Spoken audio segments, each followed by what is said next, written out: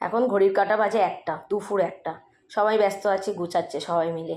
খাওয়া দাওয়া মোটামুটি কমপ্লিট হয়ে গেছে। প্রদীপের যাওয়ার কথা ছিল না, হট করে প্রদীপ বললো আমি যাব, ছোটো মেয়েও যাবে তার সাথে। তো এই দেখো আমি একটু স্টাইল করে নিলাম, নিজের লুকটা দেখিয়ে নিলাম, আর ওরাও গুছিয়ে নিয়েছে। আর ছোটো মেয়ের এই যে লুক, ছোটো মেয়ে ওর বাবার কিন্তু যাওয়ার কথা ছিল না, ছিল আমার আর মানুর।